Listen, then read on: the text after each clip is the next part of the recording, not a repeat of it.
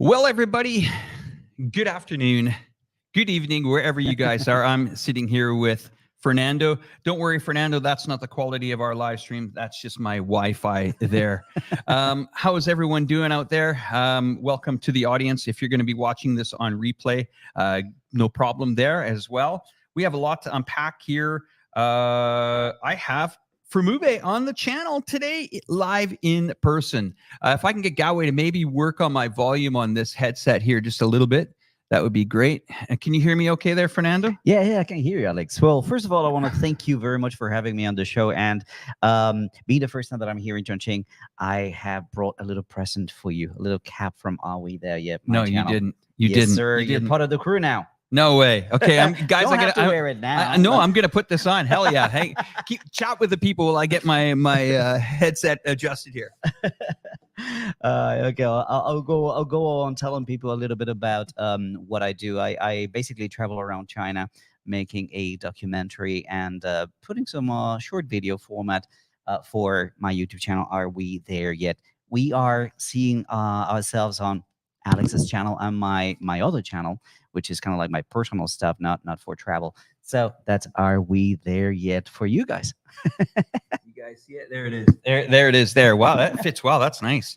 Very nice stuff. Okay, well, good stuff, man. We have so much to talk about.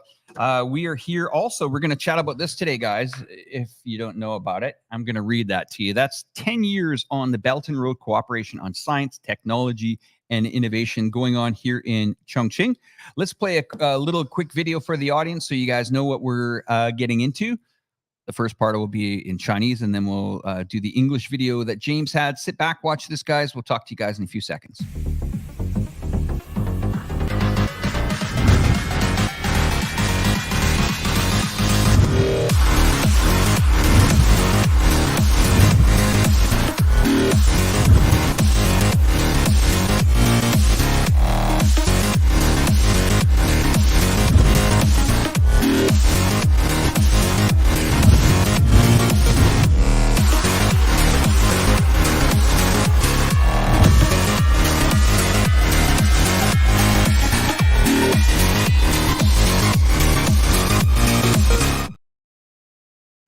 Okay, and now we're going to play James's video, promotion video of the event here.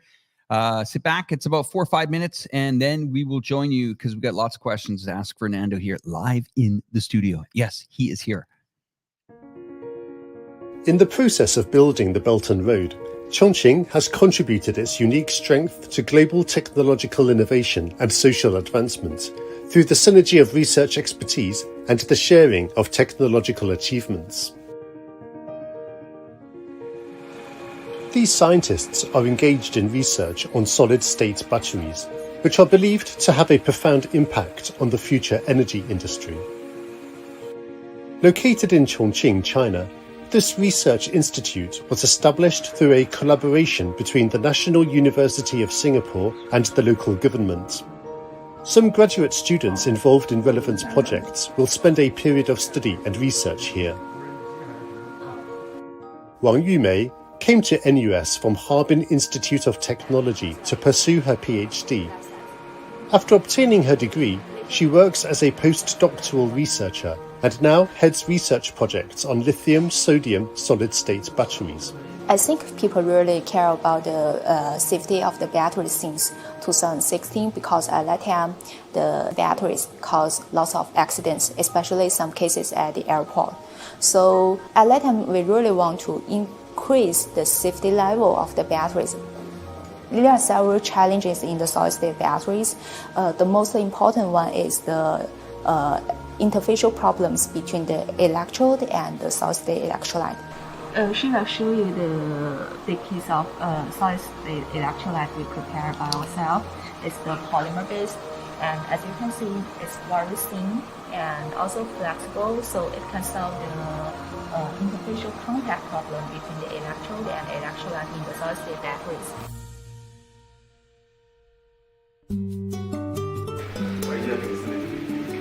Ramon Paredes, who's from Venezuela, recently obtained his doctoral degree from Dalian University of Technology and also chose to work at this institute.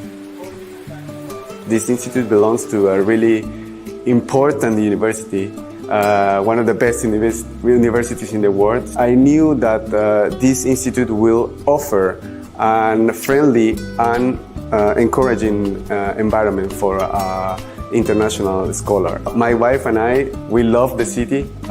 We think that the city has many things to offer, many parks, and the nature is really beautiful, and it's a city full of life. I come from Dalian, where the accent is so different. Yeah. So even though I've been here for 1 year, sometimes you don't understand, but it's a challenge, but it's okay. I mean, little by little, I don't think it's such a big problem. In addition to providing an international work environment, the NUS Chongqing Research Institute also places a strong emphasis on close collaboration with industry.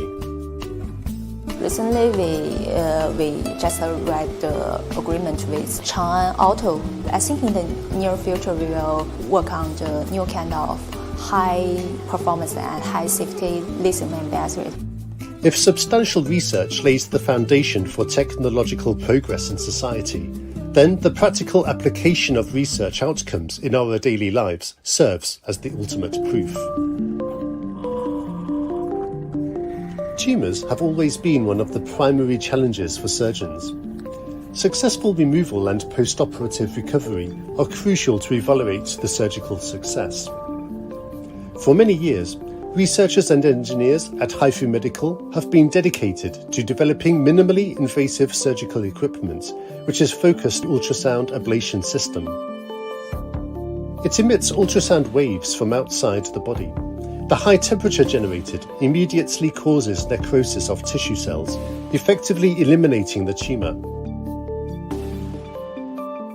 This approach can reduce the patient's pain and surgery-related complications. When I heard about the HIFU treatment as an alternative for my uterine fibroids, I was actually very relieved and happy that I won't be undergoing a surgical procedure that would have some scar. They have to do a very good job, because I know even in the Africas and in the Middle East and also in Europe, they have make every effort to promote the HIFU therapy. I think it's quite good and quite new, the technology for the patient and also for the doctors. They continuously promote the medical device or medical concept. I think will be promote the one day, one know the same at the same time simultaneously. With the continuous development of the Belt and Road Initiative, HIFU's medical technology has spread from China to continents worldwide. The company has exported its equipment to 30 countries and established over 60 focused ultrasound therapy centres globally. So, we have the Chongqing HIFU machine, the JC200. We still have the only one in the United Kingdom. We had it CE marked for Europe in 2005. So now there are about 20 machines around Europe.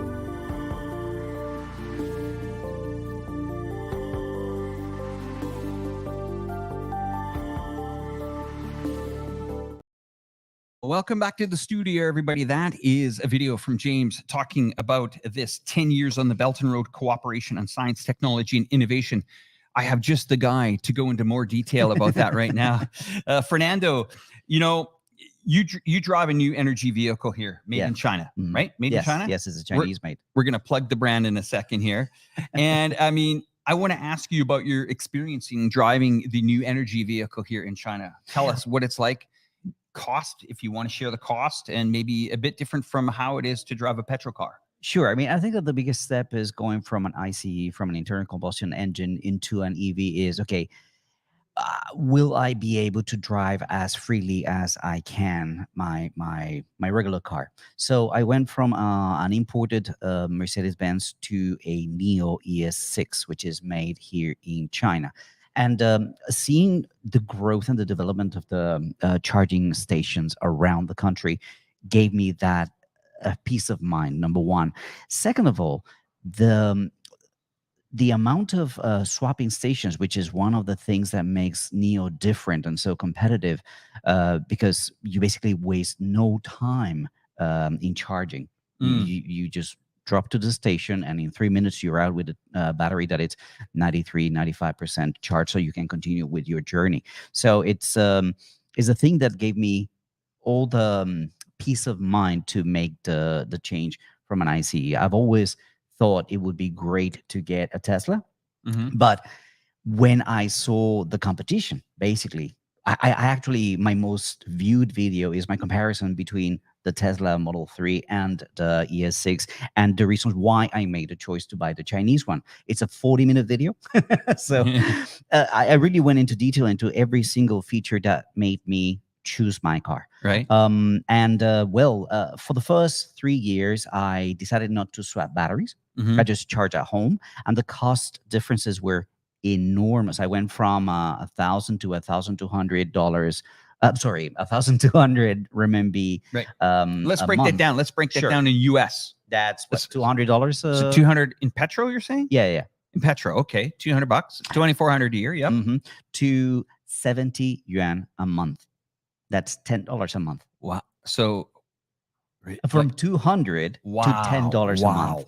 That's huge savings. So for me, it became something that I wanted to tell people about. I wanted to talk about, well, look at the future, right? So those savings also transfer to, for example, time at the station. Right. You don't have to wait in line at the station, for example. In terms of swapping, for example, during the holidays in China, there are huge lines for people to put gas. Okay. Because there's millions of cars on the road. And of course, when you're talking about charging, well, every car is going to take at least 45 minutes to charge. I never thought of that. Well, but yeah, and there's 10 cars waiting. That's your day. But with Neo, you pop in, you swap, you go out. Sorry that I talk so much about my brand, but so but you're mentioning swap here. Now I'm gonna dial back a bit here, because we've got, first of all, most people in North America, they know they know the name Tesla, but they never heard of Neo. They never heard of Beyond Your Dreams cars. They'd never heard of Chang'an automobiles. Because most of these cars are not available in North America. Period. Yep. So they're either thinking new energy vehicles are out of my price range. New energy vehicles, I don't have a charging station in my town. So here you come into this picture. You've reduced your gas bill by 80 to 90%. And now you're using terminology like swapping you're talking swapping batteries? Swapping batteries. Tell me the process of this. Because basically you're on the road and you tell your AI, say like, hey, take me. Slow down. You just said tell your what? My AI assistant in the car. Okay, now we're already 10 years ahead of North America. So you're like, hey, I want to walk me through this. AI, who's AI? It's a little robot kind of thing that looks at you as you're driving and tells you which way to turn left or right or whatever. Okay. You can tell them, hey, adjust the air conditioner or give me a massage because my car has a massage chair, or turn on whatever, just right? Keeps getting better. So you just talk to your car and you tell them, hey, I want to swap batteries. Like, these are the closest battery swapping stations. Which one would you like to choose? Okay. Choose number 4. Okay, it takes me to number 4. And once you get there, it automatically places an order. So there's a line and he tells you there are 0 people in front of you or 2 people in front of you. So again, and once you get there, it says, okay, park your car in the designated area. So there are some areas on the ground. You park there and it takes over. It parks itself inside the station. Wow. So you park it outside and it'll just park inside the swapping station and the process begins. That's it. It takes 3 minutes and you just drive off with a charged battery. So are we kind of talking about like if you had a toy car and the battery in the toy car, exactly. Just like that. So, and there are so many advantages to this technology. For example, I bought my car with a 70 kilowatt battery, which allows me to drive about 420 kilometers. If you drive like a good guy, but I don't. But anyway, the thing is that Neo has batteries that are a little bit larger. So there's 100 kilowatt batteries that actually allow me to drive 600 kilometers. So what you can do is you can actually rent 600 kilometers. Listen, you can rent a bigger battery and pay a little bit of a fee so that you can drive longer. So if I'm going to drive long distance and I say, oh, I'd rather be more comfortable, you rent it and you pay it per day or per usage of your battery, and that's it. So you can upgrade your battery based on your needs. Okay, you don't need it anymore. Give it back to the station, and you take back another 70 kilowatt, and you continue with your life as if nothing. So, I mean, But this is gonna blow people's minds. I but think. let's talk about if you had a okay. I've had many cars in my lifetime. I remember as a young guy, I would always have a breakdown where there was a radiator, the car is overheating, broken fuel line. I mean, what kind of breakdowns do you get in a EV car? Tires, maybe. Just so few moving parts that even the brakes, for example, because it's got regen braking. What's that? Basically, when you let go of the throttle, the motors apply some resistance, so it's going to slow down the car. But at the same time, that is going to recharge the battery a little bit. So you basically have what is called one pedal driving. Right. One for throttle, let go, and it's going to slow down. If you need to brake, then you press the brake. But it also saves in that sense because you're not using your brakes all that much. I mean, once you gauge how to use it, you basically can use one pedal to drive. Just throttle, let go of the throttle, and it's going to slow down and even stop. So it's phenomenal. It's I've changed tires. That's it. Wow. I mean, we could go in for hours. I'm going to move on to another question now. You've lived in China for more than 2 decades? Is that Yes, right? 23 years. 23 years. Going Okay. on 24.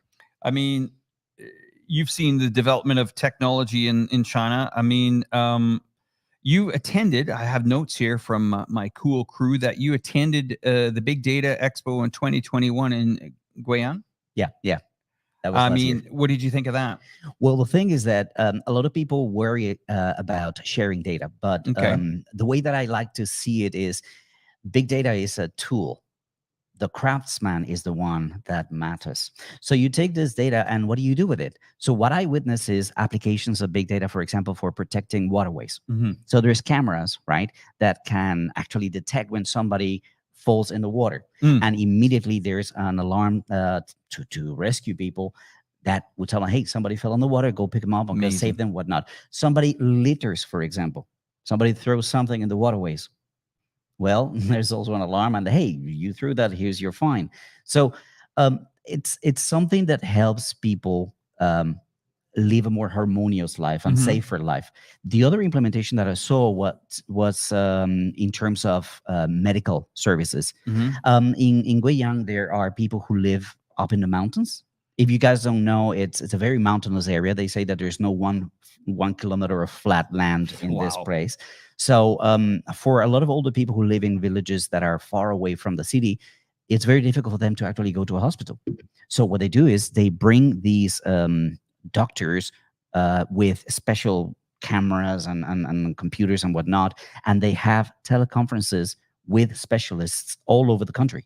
So you could be talking to somebody in Beijing, you could be talking to somebody in Shanghai, but not only do they get to talk to these doctors, but the entire history, the medical history of medications or problems that they had, visits and whatnot, it's online, shared on these big data servers. So the doctor in Shanghai or in Beijing has access to every single piece of information that he needs. And these people are offered these services that would otherwise be impossible. I mean, for them, it would take them 50 kilometers to get to the nearest big hospital to see a doctor. So this is the kind of work that is done with big data. The other implementation that I saw was about farmers. Okay. So they install sensors and they install cameras in plots of land, and basically they can share the information concerning the ground. So the acidity, the humidity, the chemicals that are out of balance, what kind of issues a farmer is having with a crop. So they just get on the phone with him and say like, hey, go to this one and let us check out the levels of this. So experts can actually give advice on how to treat the crops, mainly chili, that's what's coming out of there, and how to improve the product so that they can have a better profitability and they can build the brand of Guiyang and Guizhou chili. And that is taking place right now. That's what's called the rejuvenation of the farmland.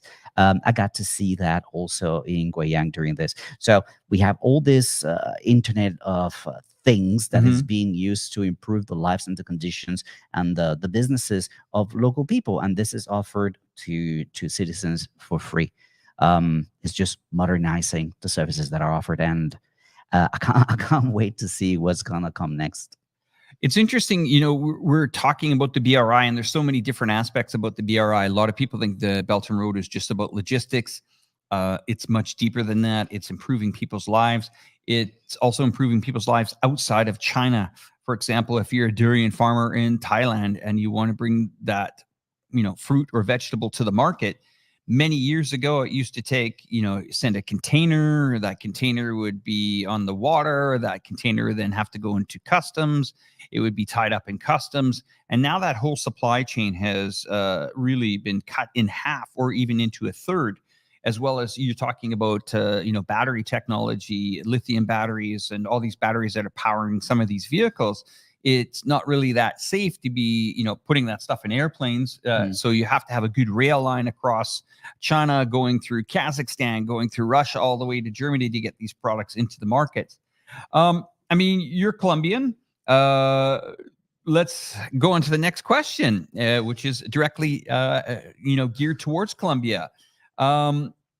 Your hometown. Okay, so let's just say Made in China realizes the subway dream of citizens in Bogota. That was this latest headline that we came up with here. Here it is here. I'm just going to pass that on to you. Sure.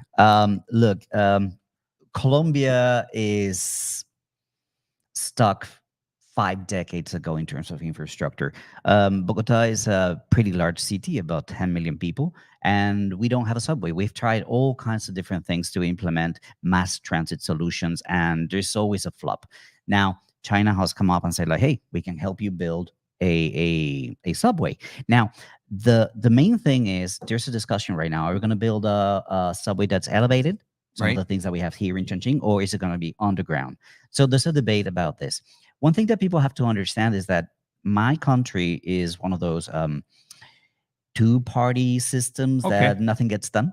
So if this party is in power, then this party is going to do everything that is possible for them not to succeed.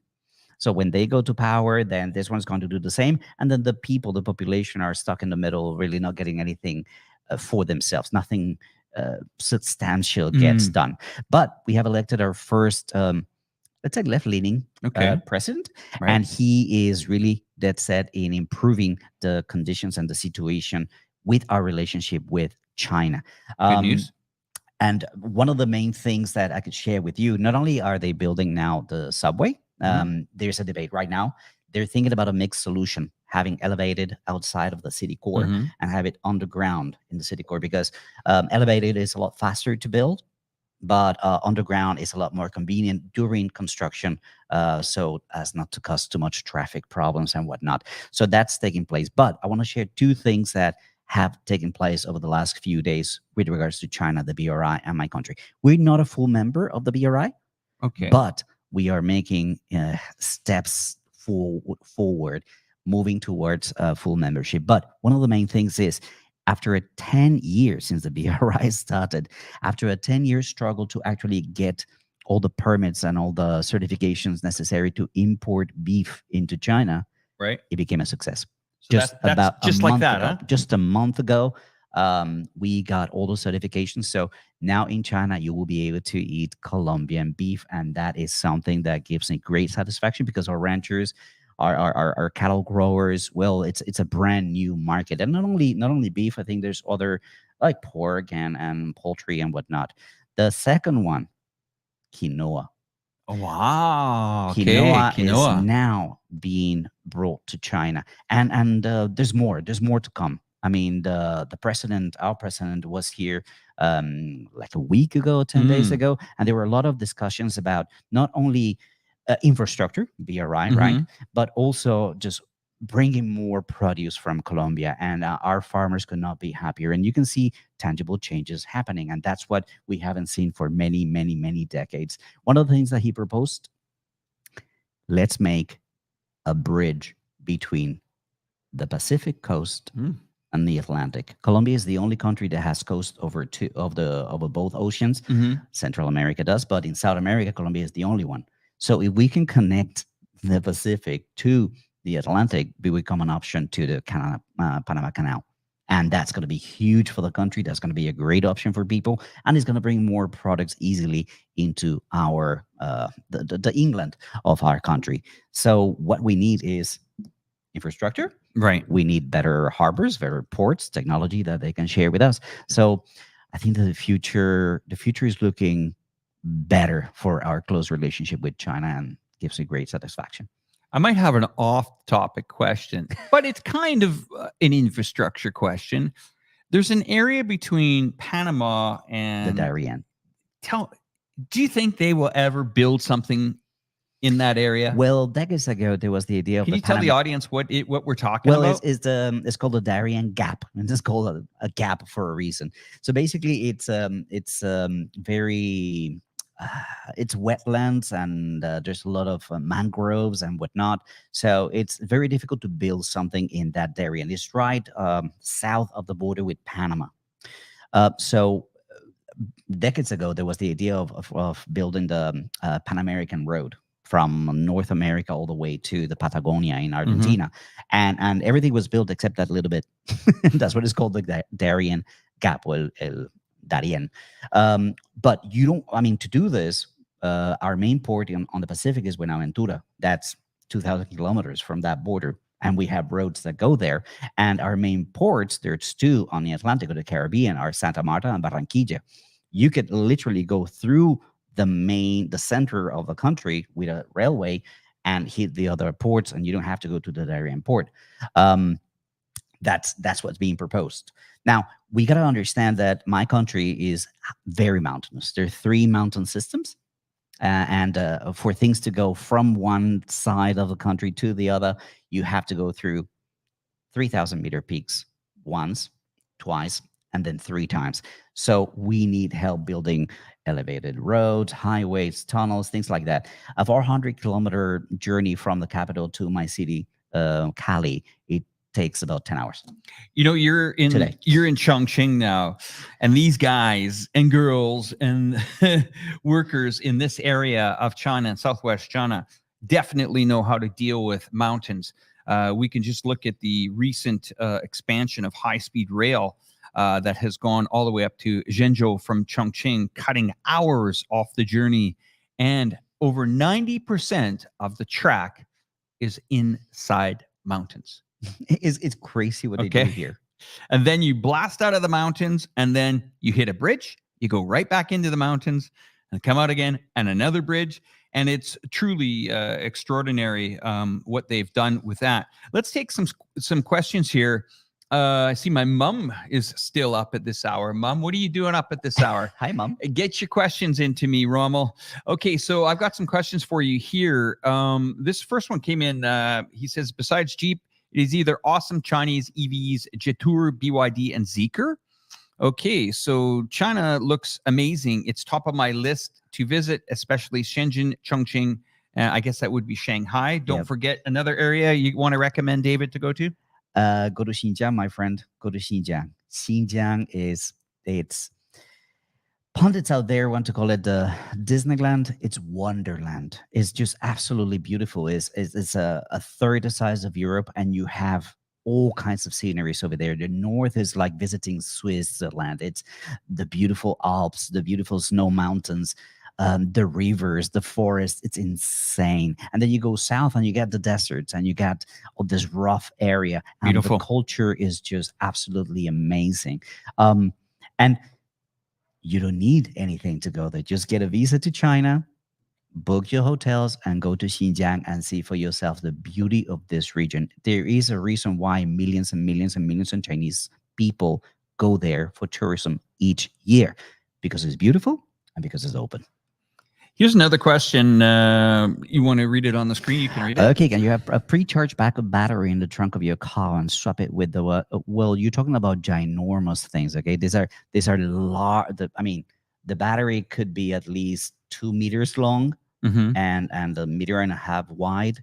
So that answers your question. I think no, you can't. Yeah.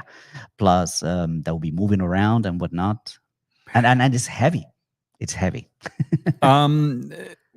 Can you give us a ballpark on what kind of, like, if somebody wanted to get into the EV market, what it would cost? Like, well, it depends. Here's an interesting thing. If you give me a minute, I'll tell you a little bit of how the history of EV cars developed differently than in the West. In China, what they did is they made public transportation mandatory to go electric. So that created gazillions of taxis being electric, gazillions of buses being electric. So the demand for the charging infrastructure was automatic. Just like that made it that when private vehicles were thinking about it, well, the infrastructure was already there. They didn't have to wait for private people to start pushing the development of infrastructure. It was created literally overnight, well, in a matter of a few months. But you can trust that is going to continue to grow. Now, in terms of costs, that's the thing. You can get a car like a Wuling for 50,000 yuan or less than $10,000, or you can get a car like mine, which is probably second or third of the lineup in my car, which is 500,000 RMB. But then now you're talking about a wide range of comforts and features that are comparable to some of the best cars out there in the world. Like we were talking in preparation about something that I got over the air OTA update. They gave me hydraulics. So basically, my car has hydraulic suspension, but with an over-the-air upgrade, they allowed it to lower itself when you walk to the car, so it's easy to enter. If you want to load something at the back, you can lower the back, and that's a feature that was given to us for free. I mean, we had the suspension, but we didn't have this feature. Boom, here you go, users. Imagine getting that much value that you would get in a high-end Range Rover for free over the air. Just an update. Here's another question here. I don't know. I'm curious if maybe countries in South America will start using the yuan for cross-border payments. China recently bought oil with yuan. I think that is something that will come. Let me explain. We are very subservient to America. So America says jump and we say how high. But that is slowly changing. That is definitely changing. One of the issues that a lot of our exporters have is that when America irresponsibly deals with the dollar, it affects us because it affects the exchange rate. So they can do whatever they want with their dollar, and we are paying the price because our exports get less for their products. The same when we import something. So it's completely out of our control when it comes to the US dollar. So something like the yuan would be something possible. But earlier than that is a Latin American currency. It's a Latin American way of trading without having to go through the US dollar. Not necessarily a new currency, but agreements that we can trade amongst ourselves with Brazil, with Argentina, with Venezuela, all these countries. Why do we have to go through the US dollar? So that kind of independence to trade within ourselves, within our subcontinent, is going to make huge indents into the dollar hegemony. And when that happens, then it paves the way for an yuan to actually come in and help us with trade with Asia and the rest of the world. So totally possible. And we're moving forward to there. Brazil is a great proponent of this. We just saw Argentina electing a president that is leaning towards more unity. And actually, he's also favorable to China. So things are changing very, very quickly around the world, and all for the better. So, yeah. I was quite surprised when I was reading the amount of countries on the sanction list. Almost 30% of all world countries are on some sort of a sanction list by North America. My friend, Cuba. The UN just voted 137 countries, if I'm not mistaken, don't quote me, but something ridiculous, like all the countries voted to remove sanctions on Cuba. Only 2 countries voted to remain, US and Israel. In this day and age, Cuba sanctioned? Come on. Wow. I mean, that's incredible.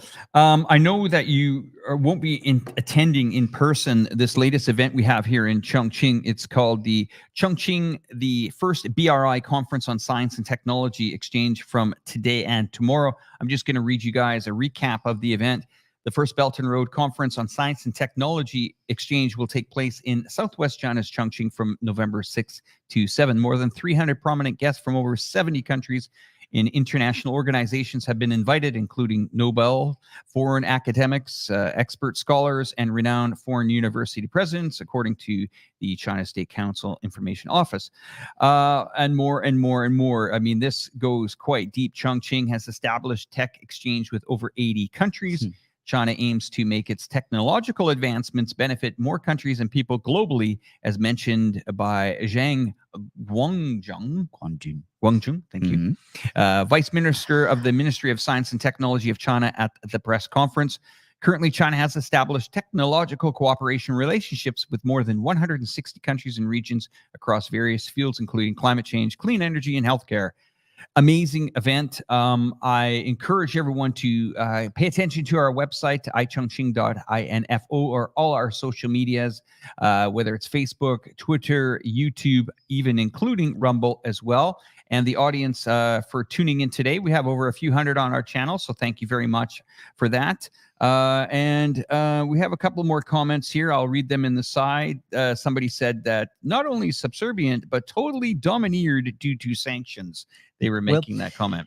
We are very dependent on military aid. So basically, Colombia has had drug problems and guerrilla problems or army problems. So basically, the government wants aid, so we get the aid, but they tell us what to do if we want that aid. So we are dependent on that. It's an addiction, just like several other countries around the world. Solve our main problems with drugs and violence, and then we don't need that anymore. So let's step away from the conference and the technical stuff and the business stuff. Let's talk about you now. You're in Southwest China, I would say one of the greatest cities here in China, Chongqing. What are you going to get up to in the next few days? Well, probably people are not aware that what I'm doing right now is shooting a documentary. I'm spending 3 years shooting the whole China. I'm going to every region in China, in the mainland China, and shooting a documentary. I'm already on my 2nd year. This is my 22nd month on the road. Well, I've gotten here to Chongqing, and I'm going to go out and take a look at this particular magnificent city. The infrastructure here is insane. So I'm going to get a lot of info from you of how to actually cover all the different amazing things that there are to see. It's a city like no other because of its particular geography and the solutions that have been built to transportation and to mobility in the city. It's worth its own chapter in any documentary about China. So looking forward to cover and shoot a lot of that here in the city, thanks to your help and guidance. Where does everybody find you? They can find me on Twitter. I am China Teacher 1. They can find me as Are We There Yet CH on Twitter, and also on YouTube. Fermue, which is a play of words with my name, Fernando Muñoz Bernal. So Fermube. He says it so smooth. I always say Fermube, but I can't, like, because I don't have. Teach me how to say it again. Fermube. Fermube. Mube. Fermube. Yeah, because Fermube. vowels in Spanish have only one sound. So that's why they always pronounce it like Medellin. Medellin. Even though if you read it, it's like Medellin. Medellin with whom? Okay. So yeah, you can find me also on Are We There Yet on YouTube. So those are my main channels. I'm slowly going into Spanish content, which is something that I found a lot of people are. There's a void, basically. There's a lot of people creating content in English and sharing stories about China in English, but very few have the experience, expertise, and footage, so to speak, to share it in Spanish. So I think that there's something there for me to contribute. So I'll be moving in there. There's also Twitter and YouTube. Fermube en español. I got a couple more messages here. Hello, Fernando. Do you still own the Neo? Of course, I own it. I Okay. bought it. I put it off a year ago. Now if the car has a backup battery, then may as well just connect wires to it. No need to charge the battery. I think it's a little bit more complicated than that. maybe. Well, there's actually 2 ports in the car. There's a slow port and a fast port. But an interesting thing about the fast port, and this is something that I mentioned to you also, is that the fast port can also discharge. Mm. So, for example, with my RV, which is a trailer, so Mhm. we're 2 vehicles, right? There's a leading vehicle and the trailer at the back. The trailer has its own batteries, but they need to be recharged. So one of the things that makes it very easy for me to boondock is basically just staying outside of RV camps in a park or in nature in a mountain, is that I can charge the battery of my trailer with the battery from my car. My RV trailer has what they call here in China 10 Du. What's that? What's that mean? 10 kilowatt. Okay. Yeah. Well, my car has 100 kilowatt. So I could recharge my RV battery 4, 5, 6 times before having to go back into society, so to speak. So I could just go off grid for a very long time using the battery from my car. So there's 2 ports, slow charge, fast charge, but this one can charge and discharge at the same time. Well, everybody, you've heard it from the expert himself. Is there any other messages here that is that what language is that there? Can't see. Yeah, I think that's Spanish. What does that say? Let me see. Yeah, have a look at that one. Yeah. Shaolin monks. He's asking, ¿Dónde están los Shaolin monks? Where are the Shaolin monks? We're in Shaolin, my friend. Here's one more. This is great. I could have a live stream with you for all day. Install solar panels and wind turbine to charge it as you go. Okay. Sure, that's a possibility. Here's another question for you here. You want to have a look at that one? Right. Yeah. Quiero ver Wuto en tu canal.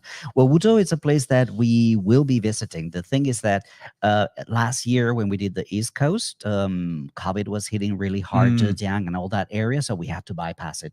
That's a whole other chapter of traveling around China in an RV trailer with 2 cats and a dog during COVID. But it's amazing. Technically, the borders didn't open until what, 15th of April? Yeah. So April, May, June, July, August, September, October, November, like 7 months we've only really been fully open here. Yeah. So, I mean, long way to go, guys. I mean, we got a long way to go here, but I really appreciate you coming on to the channel today. Don't forget to subscribe to his channel. I have put the links in our description. We're going to head out of here. Somebody said, yes, I thought that the Spanish-speaking world is moving more towards China trade. Yes, definitely. Well, we're going to head out. I'm looking forward to getting him into some adventurous things here in the city. Have you been down to the CBD area yet? Not yet. I landed, flew out, flew back in, and I'm here with you. All right. Well done, Fernando. You guys have a great time, and thank you for your audience for joining today. It was nice. All right. No, thank you all, guys. And well, until we see you again, take it easy and bye for now. Take care, guys. Bye-bye.